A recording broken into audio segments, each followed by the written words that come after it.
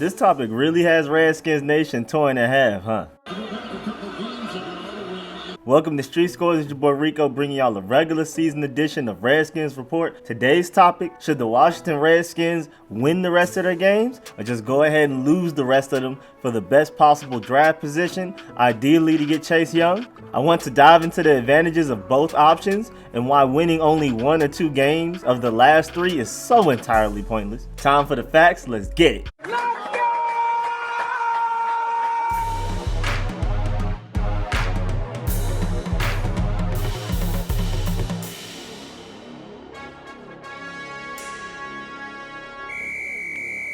Alright, let's start with the positives of winning out. Winning the last 3 games of the season. Eagles, Giants, Cowboys.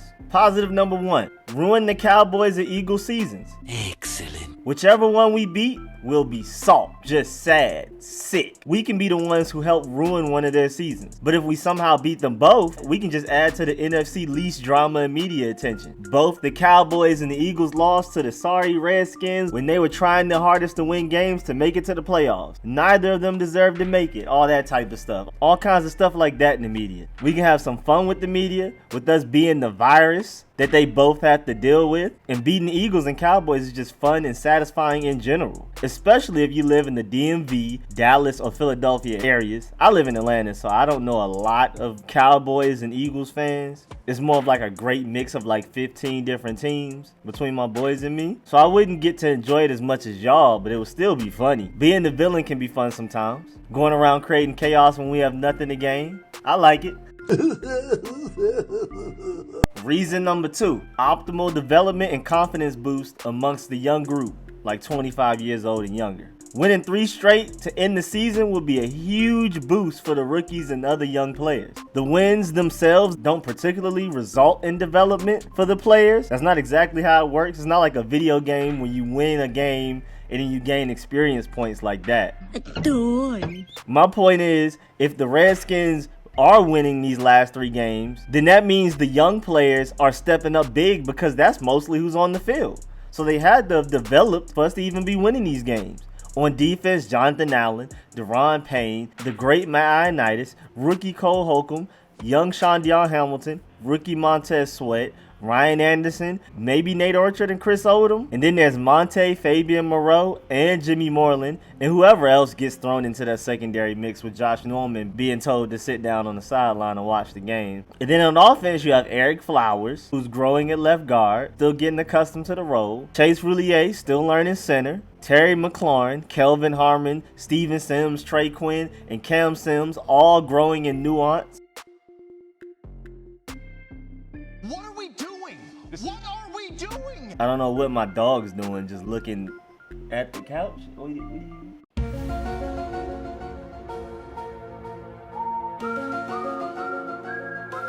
You having fun? Hey man, do you, man. And then there's the big man in charge, Dwayne Haskins. If the Redskins somehow went out, then that means that those young players balled out, especially Haskins, who's the most important. And that's irreplaceable experience and unmeasurable value. And now number 3, winning out also means AD probably reached 1,000 rushing yards. He's at 718 yards on the season with 3 games remaining. He needs 282 yards, which is 94 yards a game. And if he reaches 1,000 yards, then it will be his 9th time doing so. And on top of all of that, he gets a $500,000 bonus.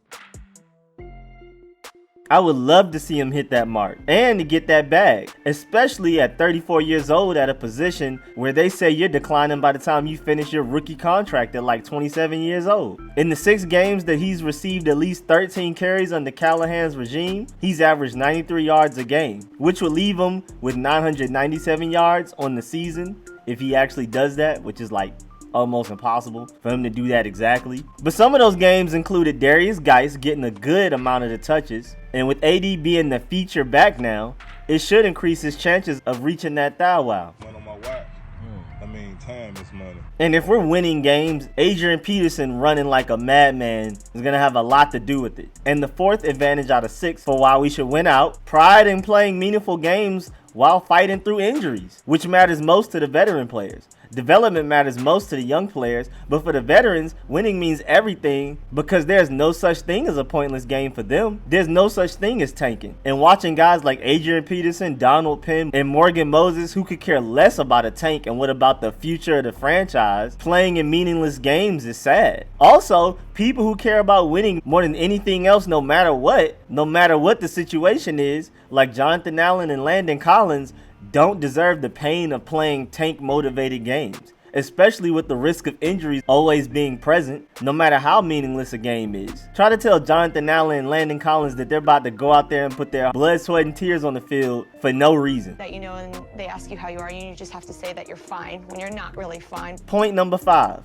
If you want Bill Callahan to be our head coach next year and further, winning definitely gives him a better chance to present to Dan Snyder and the front office why he should be the head coach. An even record in the division is a pretty big deal, even in this weak division. And especially with our track record the past couple of years, being able to win in this division might be all Bill Callahan needs on his belt to secure the head coaching job next year. Especially since he's already had these players playing harder and with more aggression and passion and pride than they ever have in a long time. Turning around the mentality and passion on this team is already a big add to his resume, and winning out in the division will be another huge one. And the 6th and final advantage to winning out, momentum. It can be a serious thing to end the season with. In 1998, the Redskins was 0-7 with a season that looked pointless. But then they won 6 of their last 9 and went into the offseason believing that they can be a great team. And then the following year, they won the NFC East and won a wild card game. The Redskins can win their last 3 games and go into the offseason with a lot of momentum and come out balling in the 2020 season. We'll see though. And now for Team Tank. And y'all already know one of the biggest points. The first one I'm going to talk about, Chase Young. And there's several reasons under that alone. Reason 1A, best player available.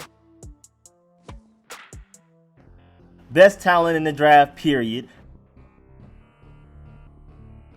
Best player available over team need any day if you ask me. But it's a need anyway, just not as big of an immediate need as left tackle may be. And also with best player available, it makes the job easier for everybody else on the team. Period. Everybody. Defensive line gets doubled less. Jonathan Allen, Daron Payne, Matt Ioannidis are going to get single blocked all the time. DBs have to cover less long and can play more aggressive, which is great for Jimmy Moreland, Fabian Moreau, and Quentin Dunbar. Chase Young rushing the passer is going to make it so quarterbacks have to throw the ball sooner. And then also, with how horrible our defense is on 3rd and long, Chase Young being the best pass rusher we might have ever seen in a draft as a prospect will undoubtedly help us get off the field on 3rd and longs, which will get the offense more possession, so the offense will be more likely to succeed. We'll be able to win the time of possession battle without having to run the ball 1st and 2nd down like we always do under Bill Callahan. And then still under Chase Young, reason 1B is he changes the culture and identity of this team. Drafting best player available as a draft strategy will make this team great within a couple of years. Drafting for need when it strongly conflicts with BPA is how you end up with Robert Gallery, the tackle the Raiders took with the 2nd overall pick, when the Cardinals got Larry Fitzgerald with the 3rd and we got Sean Taylor with the 5th. Are you dumb? I know they needed tackle pretty badly, but they could have just found another way to solve the tackle problem, and they could have had Larry Fitzgerald or Sean Taylor. And you can't tell me the receivers they had were better than Larry Fitzgerald, and there's no way you could tell me the safeties they had were better than Sean Taylor. And when in doubt, take Sean Taylor, trade away the safety that's currently starting, and get a good draft pick. Same with Larry Fitzgerald. And then even more recent, that's how the Giants ended up with their version of Eric Flowers with the 9th pick, going for need when Melvin Gordon and Todd Gurley were on the board when they picked. And then they ended up needing a running back in the next couple of years anyway. And even though they got Saquon, who should be great, they could have had a healthy Todd Gurley and then used their 2nd overall pick on a quarterback in the 2018 draft. And they could have had Sam Darnold, who's starting the ball out, or Lamar Jackson, who's going absolutely stupid instead of Daniel Jones. Do you suffer from a mental illness? Or they could have had Todd Gurley and Quentin Nelson. We need edge rusher. but just not as much as we need offensive tackle. Y'all can't act like it's not a need. But even if it wasn't a need, why not take possibly the best edge rusher prospect of probably like ever, and then get one of the best offensive tackle prospects in next year's draft? I love Andrew Thomas, and he's great, but he's not generational like a Chase Young. We can get somebody just as good, maybe even better in the 2021 draft. But instead, y'all want to go get a good, maybe great tackle, and then hope that there's an edge rusher in the 2021 draft that even possibly comes within the stratosphere of Chase Young. The Giants could have had Todd Gurley and Quentin Nelson, possibly the best guard in the league already, and their run game will be going stupid. But instead, they ended up with Saquon and Eric Flowers, who's on our team now, because they wanted to prioritize team needs over best player available, knowing that running back will become a need in the near future. Just like for the Redskins, we need edge rusher now, and we definitely will in the future after they don't want to pay Ryan Kerrigan big money to re-sign him. We actually could trade Ryan Kerrigan for at least a second round pick, maybe even a first.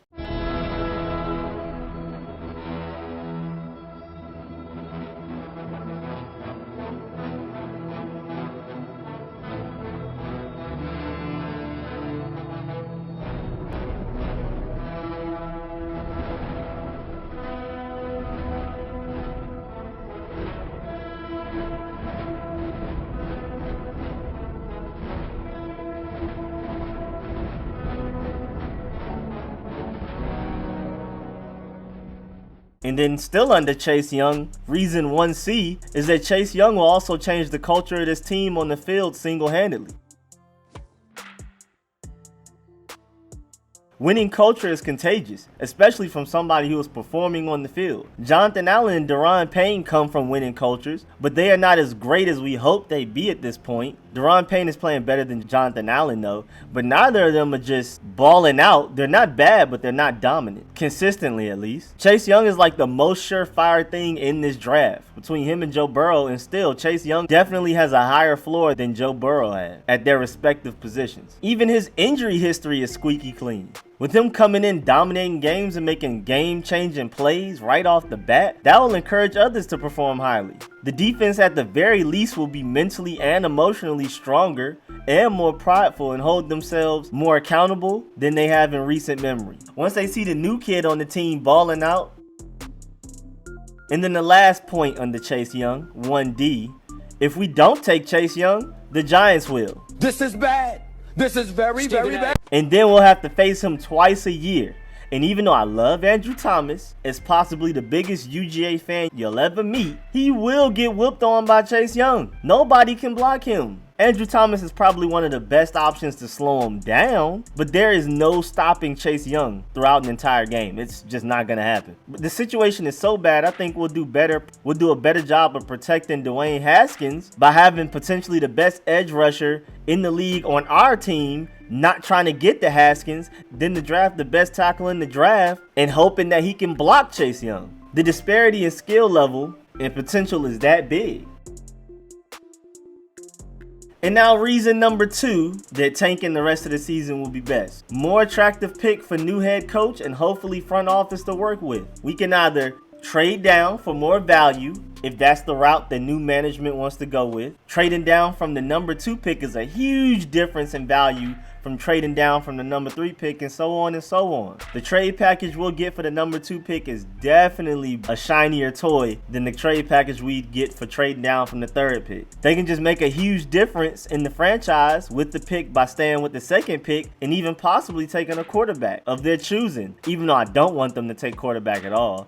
Pick somebody else. Pick somebody else. I love Dwayne Haskins' potential. It's Chase Young a trade down for me, but having that number 2 overall pick definitely makes the Redskins head coaching vacancy a little bit more attractive. It gives a new head coach some type of capital to make some changes within the organization. Point number 3, we can still accomplish what winning does from what I mentioned earlier as positives for winning out. We can still develop players with good convincing losses, especially since the team has so many injuries and isn't expected to win these upcoming games anyway. Terry McLaurin, Dwayne Haskins, Matt Ioannidis, Cole Holcomb, all of them can ball out and we can still lose games. just off of the fact that our team is so depleted. And the Eagles and Cowboys are more desperate. And also, like I mentioned earlier, AD can still reach 1,000 yards in losing efforts. With Ryan Kerrigan and Dunbar being day-to-day and Darius Geis being out, it's a perfect recipe for losing potential and Adrian Peterson getting a large bulk of carries. And the fourth and final advantage to tanking out, most importantly, Bruce Allen is more likely to be fired. If we win some games, Bruce Allen can walk in Dan Snyder's office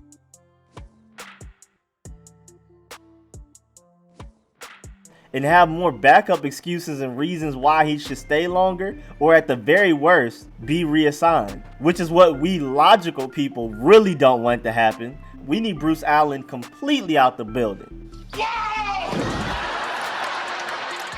Bruceless Allen being in the building means he still has a large impact even if he is reassigned. No one will ever know. No one will ever know. No one will ever know. No one will ever. We've tried that. We need him fired, or if Dan doesn't want to do his buddy like that, we need him to be forced to retire.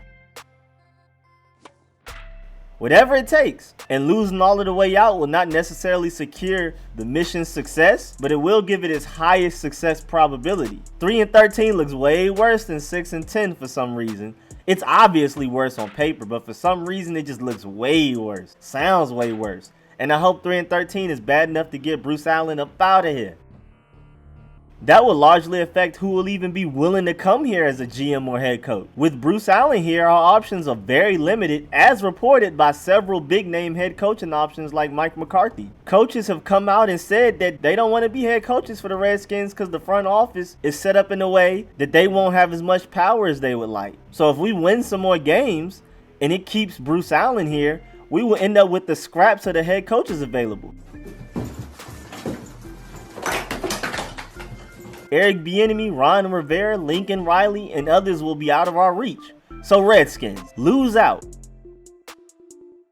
I could go on for an hour-long video about why Bruce Allen needs to go. That might be another video. Also, just to drop some random stats, beyond just the fact that we may get Trent back if Bruce Allen is gone, that's a big one. But the Redskins have gone 62, 94, and 1, which is the 5th worst winning percentage since he's been hired. What? What? You got to be kidding me. Also, in Bruce Allen's tenure, up to July 2019, only 7 of the 52 players he's drafted have re-signed with the Redskins. It's like, damn. 34 of the 52 were unsigned free agents this summer or just completely out of the NFL. Something ain't right. Something ain't right. So we're losing games. This is bad. We can't draft. This is very, very bad. And when Bruce Allen was hired, the Redskins were the 2nd wealthiest franchise in the league. They used to be first for a while, and we were in 2nd place for almost forever. But now, within the 10 years he's been here, the Redskins are 8th. So like I said, there's so many ways to measure Bruce Allen's failures beyond just wins, draft success, and team value. Money. That I can go on for an hour alone just about him. But I'm just going to stop it here and leave it as this quick summary of why we need to lose out. But as you can see, I'm definitely on the tank team. Bruce Allen is the largest reason why. Chase Young is the 2nd largest reason why. Draft Chase Young. Keep Trent when Bruce Allen leaves and re-sign him if he wants to. Or if he still doesn't want to play here for some reason, trade Trent for a first and get Andrew Thomas with that pick. Or the next best guy, who will be really good and possibly just as good. But there will also be really good offensive line talent deep into the draft that we can take some chances on developing. Or, like I mentioned earlier, we can get a great offensive tackle in the 2021 draft and then have Khalil Mack with a higher ceiling and the next Trent Williams within the next 2 years. Dwayne will be alright. We found Donald Penn extra late in the offseason. He hasn't been really good, but he's been alright, and we found him deep in the training camp. If Trent doesn't come back, we can be aggressive and actually get a really good offensive tackle in free agency this year and fill the need that way like good teams do. We will actually have some money to spend. And if we have a new front office, I think it's safe to assume that they will spend wisely, but be aggressive enough to bring in some great talent with all of this new money we have. We're about to go into the 2020 offseason with the most cap space we've had in a long time. And question, if Alex Smith gets himself a GM with some front office role, does his player contract expire like null and void? Because that would free up another $20 million. Just throwing realistic hypotheticals out there. But honestly though, don't worry about tackle as much as y'all do. There's other ways besides the draft to fill the tackle need.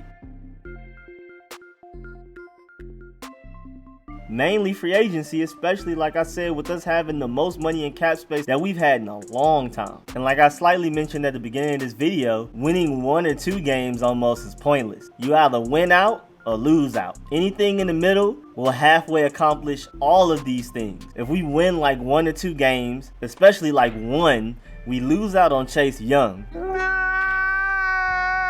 More than likely. We don't present the best case for Bruce Allen getting fired. He can't seem to do anything, right? And the players don't develop that well because they lost 2 games. And they probably had bad games in those 2 games. You never know. So it's either win out or lose out. Anything in between is unacceptable. I'm already on Team Tank, but we lose against the Eagles this weekend. We have to lose out. Please. It's for the future. It's for the kids, man. I am suffering. People like me born in 1994 and after, we haven't seen the Redskins be great. All I really have is the RG3 season. Can we please get it right? I'm sick of these people. You know. Oh. I feel like I deserve better. I feel like me and Brody deserve better.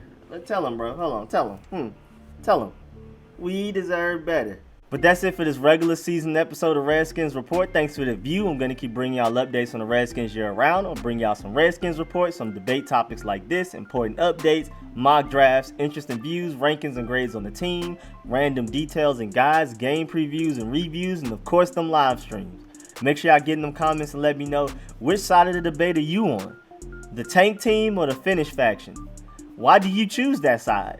Or are you just torn between the two? Also, make sure you Dolomite Fake punch that like button, favorite, subscribe, subscribe back, and most importantly, comment and share. And again, thank y'all for the support. I'll catch y'all later. I'm out. Y'all take it easy. I'm out.